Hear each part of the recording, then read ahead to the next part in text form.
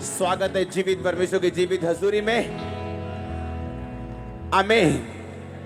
बैठ जाओ अपने घुटनों के भार, बाइबल को उठाओ, बोलो ये उस वचन से मैं प्यार करता हूं, ये मेरे शुद्ध रहने का आधार है, मेरे चंगे रहने का आधार है। उठाओ अपने हाथों को, प्रभु यीशु मसीह के सामर्थी नाम में हम मांगते हैं।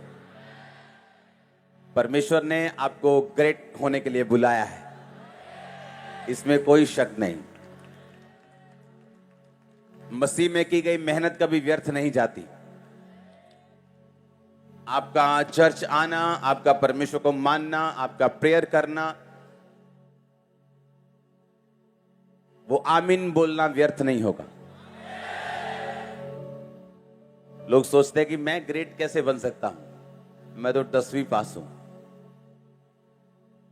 गिदोन के पास परमेश्वर का दूत आया और बोला, हे शूरवीर सूरमा, यहोवा तेरे संग है। उसने कहा, कौन, तुझे गलती लग गई शायद, तू पड़ोसी के घर जाना था, तूने मेरे घर आ गया तू, क्योंकि मेरा तो कुल सबसे छोटा है, मैं अपने कुल में सबसे छोटा हूं, हमारा गोत्र सबसे छोटा गोत्र है। तो सबसे छोटे गोत्र के सबसे छोटे कुल के सबसे छोटे इंसान के पास तू आके ये कह रहा है कि यहोवा तेरे और तू शूरवीर है।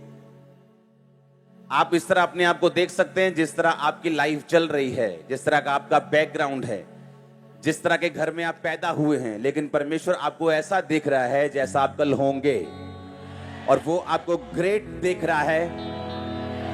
आप वो ले सकते हैं जो परमेश्वर के दिल में है, आप वो ले सकते हैं जो परमेश्वर के हार्ट में है, आप वो ले सकते हैं जो परमेश्वर आपके विषय में सोचता है। जब मैं मेंटली अपसेट के अटैक से गुजर रहा था, तो एक पास्टर ने मुझको सलाह दी थी। उसने कहा था कि शीशे के सामने खड़ा होना है और मिरर के सामने खड़े होकर, शीशे के सामने खड़े होकर रोज अपने आप से बात करनी है और अपनी लाइफ के ऊपर घोषित करना है कि तू परमेश्वर का दास है, परमेश्वर तुझे इस्तेमाल करेंगे, परमेश्वर तुझे, रोज घोषणा करनी है अपने आप को देखकर। और सुनो मेरी बात, जितने वर्ड्स उन्होंने बोलने के लिए बोले थे, उनमें से एक भी वर्ड ऐसा नहीं था जो मुझे लगता कि मेरी लाइफ में कभी पूरा हो सकता है, कि ये तो हो ही नहीं सकता, ये तो हो ही नहीं सकता, ये तो हो ही नहीं सकता, ये भी नहीं हो सकता, ये भी नहीं हो सकता। इतना वीक और इतना लो उस समय मैं अपनी लाइफ में फील करता था, और है भी था। लेकिन परमेश्वर ने मुझे बताया कि मैं तेरे विषय में ये सोचता हूं। अब अगर तुझे वो प्रैक्टिकली लेना है तो तुझे भी वही बोलना होगा जो मैं तेरे विषय में बोलता हूं। आप ब्लेस्ड हैं, आपका फ्यूचर ब्लेस्ड है, आपके पास दुनिया की हर बेस्ट चीज होगी, आपकी लाइफ बेस्ट होगी, आपका फाइनेंस बेस्ट होगा, आपको किसी चीज की कमी नहीं होगी। यहोवा आपका चरवाहा है। आमीन। चाहिए बरकत तुम्हारी ये चर्च। हालेलुया। तो जो परमेश्वर के दिल में है, आपको वो प्रैक्टिकली लेना है कि नहीं, फिर आपको अपना दिमाग और सोच और सेंस साइड पे रखनी होगी और आत्मा से चलना होगा। सोच आपको डराएगी, सिचुएशंस आपको धमकाएंगी, लेकिन आपको अपना ध्यान वर्ड के ऊपर रखना होगा। जो वचन कहता है वो ही फाइनल है। आपकी रिपोर्ट झूठ बोल सकती है, आपकी परिस्थितियां झूठ बोल सकती हैं, वचन कभी झूठ नहीं बोल सकता। उस समय मेरी सेंस यही कहती थी कि हाँ, मैं लो फील कर रहा हूं क्योंकि मेरी लाइफ में इतनी सारी बीमारियां और प्रॉब्लम्स हैं, और वो सच में हैं, तो ये झूठ तो नहीं है। लेकिन परमेश्वर का वचन कहता है उसके कोड़े खाने से तू चंगा हो चुका है। अब मुझे या तो अपने सेंस के हिसाब से चलना है, और या तो मुझे फिर परमेश्वर के वचन के हिसाब से चलना है। अब फैसला मुझे करना है कि मुझे अपनी सेंस देखनी है, जो दिमाग कहता है वो देखना है, या जो परमेश्वर का वचन कहता है वो देखना। जो कुछ परमेश्वर के दिल में है उसको नीचे उतारने का एक तरीका है। आमीन। और इसीलिए आप चर्च में आए हैं कि उस तरीके को आप सीख सकें।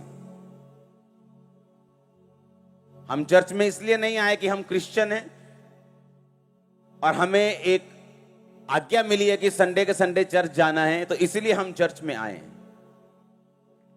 जिस चीज को बोलना है ना, वो चीज परफेक्ट होनी चाहिए। हाँ, बहुत कम लोगों को अकल है ये वाली। तैयार हो लेने के लिए? वो स्पिरिचुअल ग्रेस कैच करो right now in Jesus name.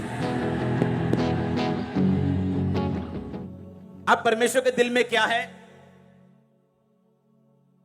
वो कह रहा तुझे घटी नहीं होगी, मेरे मार खाने से तू चंगा हो चुका है।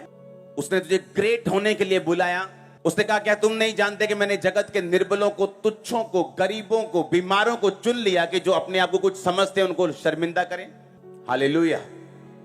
तो जो कुछ परमेश्वर ने आपके लिए चुना है, मैंने कहा परमेश्वर आपको स्पिरिचुअल तरीका भी देता है उसको पूरा करने का। इसलिए बाइबल कहती है मसीहत क्या है? एक लड़ाई है।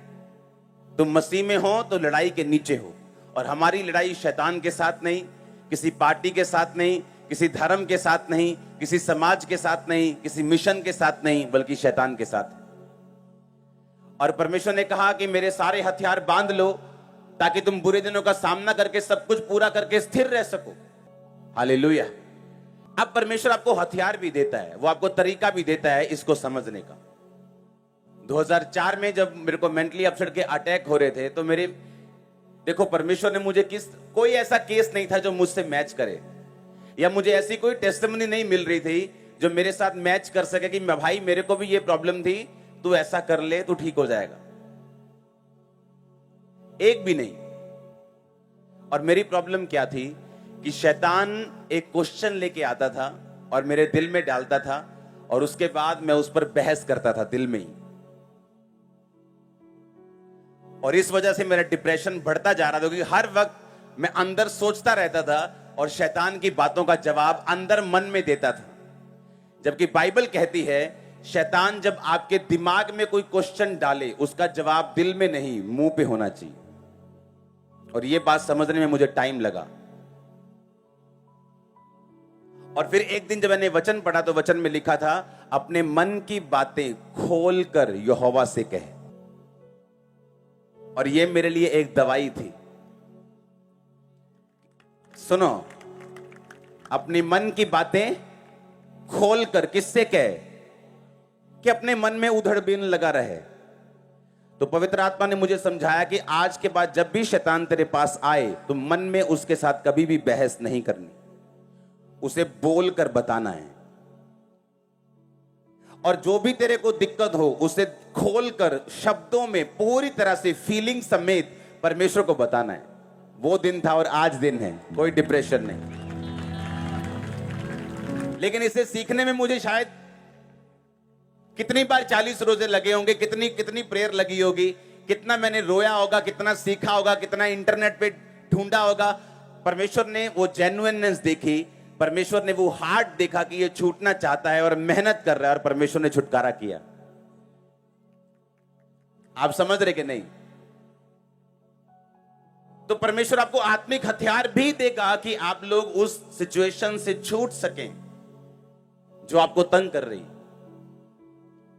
या जहां आप जाना चाहते हैं और परमेश्वर आपको लेके जाना चाहता है। वो आपको आत्मिक तरीके देगा जो चर्च में आप सीखते हैं। थर्सडे के वचन